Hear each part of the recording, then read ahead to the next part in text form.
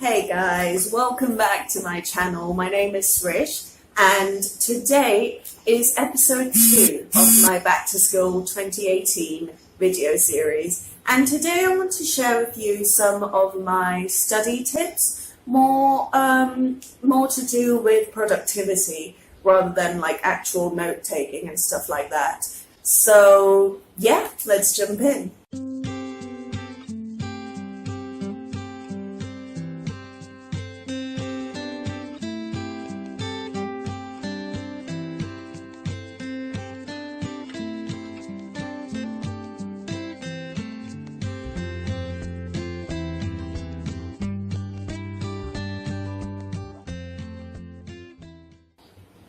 So if you haven't seen episode 1 of the series, I'll leave a little playlist in the description below. But basically I spoke about my favourite school and office supplies of all time. I tried a couple of new pens and stuff like that. So if you're into that kind of stuff, then go check it out. I'll leave a link below. A lot of the times people get really frazzled about halfway through a year because they don't have a system in place, they don't know what they're doing, they are not organized, and that has a massive impact on your productivity and on how well you perform. And this is especially true for like school years, where I think a lot of how well you do on your exams has to do with how well you organize the rest of the year in your life. So tip number 1 for me would have to be get a system and make sure you use it.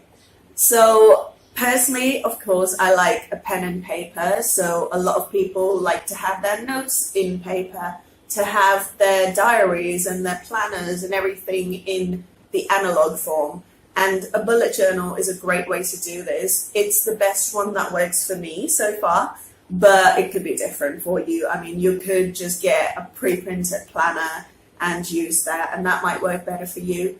But personally, I like the bullet journal.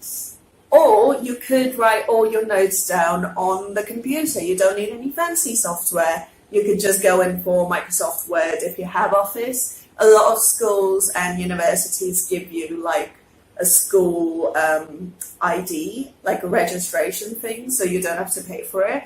You could just get Office 365, or you could use Google Docs. You have LibreOffice, which is like an open source freeware kind of version of Microsoft Office, just the same features for no money. So you can always use that kind of software. Or you could use more tailored software for note-taking, such as Evernote. And personally, I use Evernote all the time. Not necessarily for information or for storing data or anything like that, but more for, keeping all my notes in place that I don't really want to write down. I find that a lot of times with reminders and things, it's better to have it on your phone or on the computer, so it's all in one place. And I think Evernote has the highest functionality when it comes to this. And if you look at the insets around there, you'll see that you can organize all your notes into notebooks, and you can tag them, you can highlight, you can do so much. And I use it all the time to type out my Instagram captions beforehand, so you can just copy paste it into the actual app. I do it with hashtags all the time. So there are so many things. You can also have voice memos with Evernote. This is not sponsored by Evernote. I mean, I wish desperately, but no, it's not. But the thing to remember is that not everyone can stick to analog or stick to digital. And I found that this was a huge problem when I was at university, because as much as I loved writing my notes down, a lot of the time, all my assignments had to be on Word or in PDF formats and stuff. And it's kind of a bit of a disconnect when you have all your work in paper and you need to submit it online, and scanning doesn't always work. So the best thing to do is make a workflow. And the kind of workflow that used to work for me was that I used to take my laptop to lectures. I used to type all of my notes out as much as I wanted to. No formatting, nothing. Just jot down everything that's important from a lecture. And then I used to take that home and sit down and write out much better organized notes with like diagrams and, you know, labels and highlighting and underlining and all of that cool stuff, tables, things that are just more flexible to create on paper than on a software. But obviously, when it came to assignments and things, I didn't have to go around searching through all of my papers because I already had a digital set of notes on my computer. So it might seem a little repetitive, but my learning style was I could revise better when it was on paper. So I used to sit down, turn the laptop off, turn my phone off. Around exam time, there was no technology in my hands. You could only see me there with a book full of handwritten notes. So create a workflow that works in every instance and stick to it. And that's how you can make sure that nothing slips through the cracks. Another skill that I think is very underrated and everyone needs to learn before they go off to university has to be effective reading. Now, when you read a book, right, you read fiction, say I'm reading Cinderella, I am not going to pay attention to the colour of her curtains or the colour of the teapot, but the important bits will stick with me for years and years and years. And that's how we remember and that's how we read.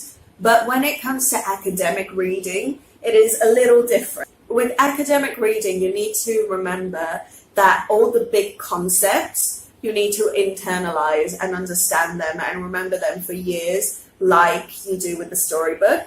But you also kind of need to memorize little details here and there. So I found that it was very difficult. I grew up reading books all the time. I was like a massive, crazy reader. And, you know, there's a giant bookshelf at home to prove that.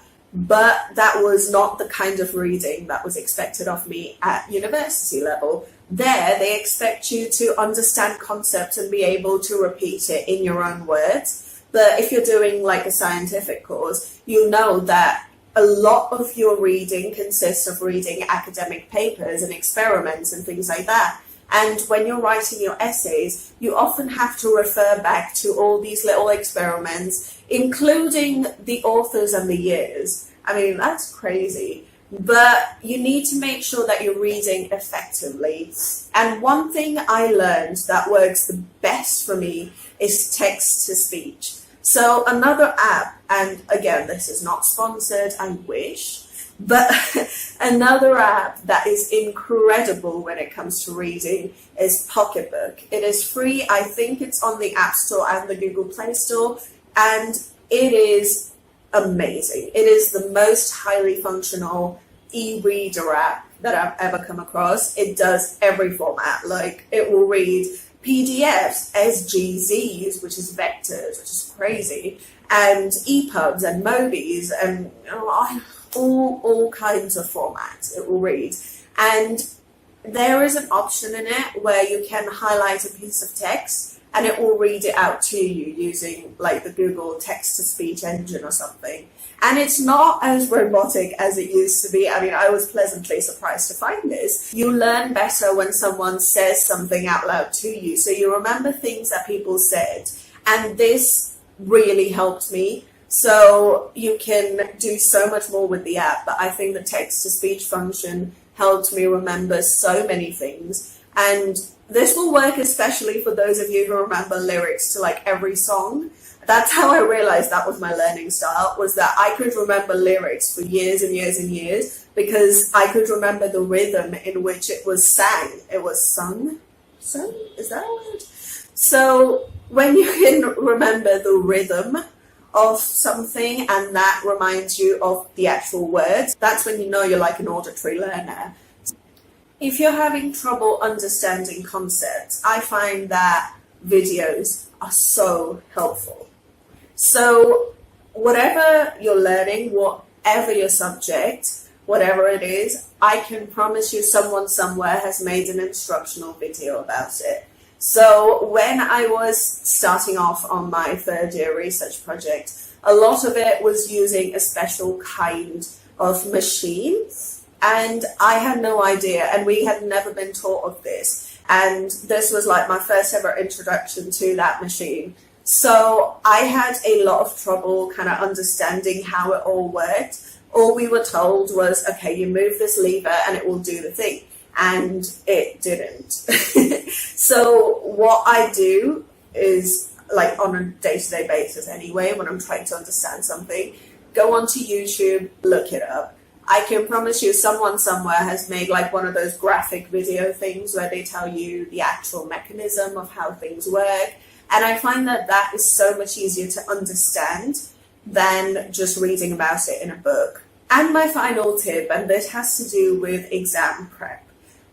Throughout my GCSEs and A-levels, I found that nothing helped me remember and understand my notes and everything that I needed to know. Nothing helped more than going back and looking at past papers. Now, this wasn't really available at university level, but until your A-levels, until your 12th grade, I can assure you there are lots of past papers online. And a lot of the times these are organized by year and session and papers and stuff like that. And they come with mark sheets. And that is, I think, the hack. The key to hacking exam papers is to understand the marking scheme. I cannot emphasize this enough. Once you understand how they give you your marks, so especially when it's something like an essay or a brief answer, like questions like that, if you understand what basis they're marking you on, you can better understand how you're supposed to answer a question. And I know people do this all the time, like they go through past papers and then they mark themselves, but I don't think people pay as much attention to the actual marking scheme as they should. Because if you look, especially with your GCSE and A-level marking sheets, if you look at them, there's a proper breakdown of what they give you marks for, what they don't, alternate answers that they accept, things like that. And I think that was why I got like all A stars at A-levels. I'm not trying to humble brag. I'm trying to outright brag because I am very proud.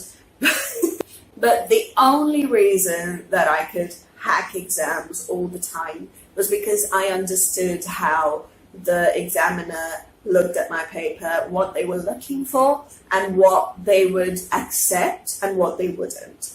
So go through a marking scheme, sit down with your teachers or your lecturers and understand it's not illegal, it is not like cheating, it is not wrong in any way to understand what they're actually asking of you. That's the whole point of school.